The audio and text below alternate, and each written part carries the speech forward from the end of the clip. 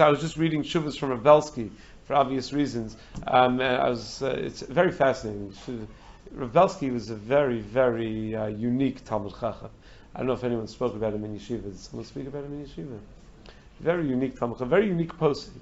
There are certain poskim that when you would ask them a shaila, they'd answer exactly what you asked them. Whether what you asked is what you meant to ask or not, they would answer the words that you ask. I give a mashal, even though Rav Lichtenstein wasn't this way, but just the mashal of this kind of response. Someone asked Rav Lichtenstein, why don't you have a beard?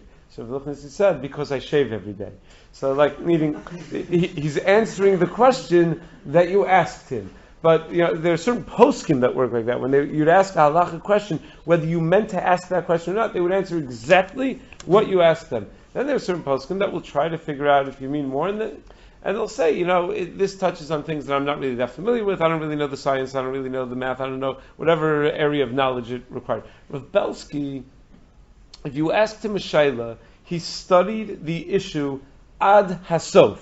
Meaning, if the shaila had something to do with astronomy, he would study that area of astronomy to the point where he was the world's greatest expert on it, and then he would deal with the shaila. If you asked him something about anatomy, he would study anatomy till he was the world's greatest expert. And it turned out that, after studying all these things, someone who went to Torah V'das told me yesterday that they remember seeing him come out of the bathroom with giant textbooks. But it turns out he became a great expert in mathematics and in science and anatomy and in so many different areas that because that was his, not because he believed in Torah Mad or whatever, but that was, if he felt that was knowledge that was needed to deal with the shaylas, he would go ad hasof. So anyway, he has an interesting shayla. I was looking through his tshuvas. Most of his tshuvas and kashrus are unbelievable because there's a lot of science that he had to really study to know that. And his Bekiyus in Yeridea was also mind-boggling.